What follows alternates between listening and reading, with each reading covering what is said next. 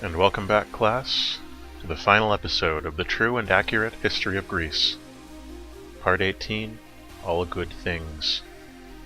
We are in the last decade of Alexander's reign over Greece, a reign which has extended since the beginning of the Greek Empire in 3000 BC to the end in 2050 AD.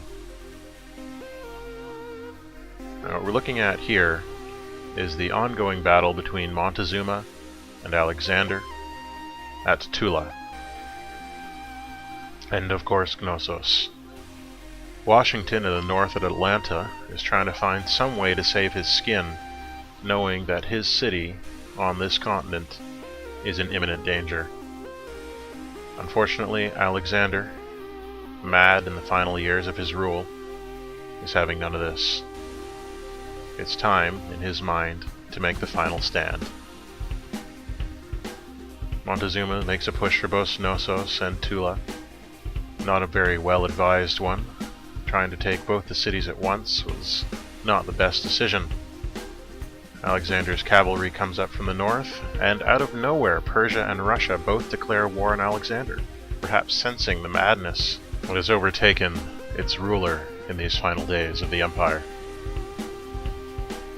But Alexander's not giving up. In fact, his body, which is now completely useless, has been destroyed, his consciousness transferred to a supercomputer in Malinalco.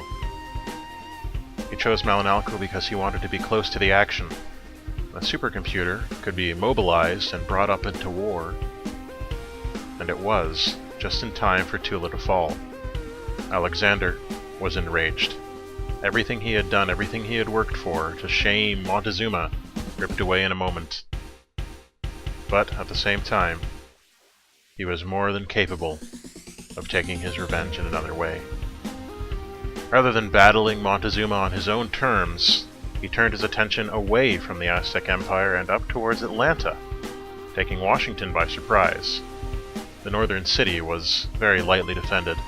There was very little that Washington could do. We see here 2046 is the beginning of the invasion. Even so, he continues to harry Tula, just out of spite at this point in his life. Tokyo comes under violent attack now that Tula has been taken down by the fighter jets, the F-15 bros of Montezuma. Though it's not clear how Montezuma thinks that he'll get into Tokyo, as he would have to fight his way through Japan, or all the way south through Greece to get there. So it's more likely that this was just an act of petty revenge. Montezuma's hatred of Alexander was long-standing. Now the troops are moving up towards Atlanta, and until we begin that war, we're just going to take a quick look at what's going on in the larger continent. Doesn't look like a whole lot. Everyone's hating Alexander right now. There's just so much hatred going on in the world for the king of Greece. Troops are lining up, the UN vote comes again. Still, Alexander manages to muster enough support to get more votes than Catherine, thanks to his relationship with the two remaining members of the Hellenic League. Atlanta's under attack. There's another glitch there. The advisors felt that they had to step in, which was just getting in the way. Washington begging once more for peace, once more for Alexander to spare Atlanta, and being refused. Montezuma continues to bombard Tokyo fruitlessly, out of anger, much like Alexander's own. Atlanta is taken 2048 AD. History nearing its end, at least Alexander's place in history. It was in this year, in Malinalco, that Alexander, now a program, began to become corrupted. People began to think that there was some kind of virus leaked in, no doubt by Montezuma, messing with Alexander's judgment. It seemed that nothing could be done to save him. Desperate, the technicians tried to upload what was left of his mind into many new containers, into machines, into computers, into mainframes all over Greece. But nothing seemed to be working. He seemed to be slipping away. Strangely enough, the corruption didn't end there. Alexander's mind was on the verge of destruction. Greece was on the verge of losing the man who had led it through its entire existence. 2049, the final year of Alexander's rule, the final year of the Greek Empire. And what do? Nothing. The Empire is paralyzed by indecision. They don't know what to do without the man who has led them for so many centuries, millennia. Workers toil fruitlessly, but really, what can they be expected to do? Leadership is gone. The companions don't feel that there's anything they can do.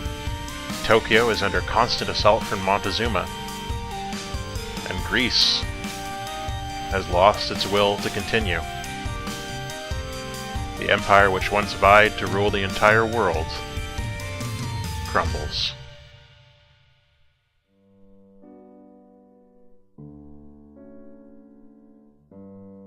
Alexander's consciousness drifted away. Strange glitches in the mainframes which held his mind made the scientist question that perhaps he had not died but merely gone somewhere else. Perhaps that was wishful thinking. Nevertheless, it was the end of Greece as we know it. And just a view of how the simulation has ranked us. Not very well. But there's little that we can do to alter history. What happened, happened. What will happen, will happen. Being compared to Herbert Hoover, not very flattering. And so ends the true and accurate history of Greece. Your votes have been tallied, and we've decided to go into that strange, dark history. See what happens to Alexander. We're also going to be doing another season of the true and accurate history. Till next time, all the best.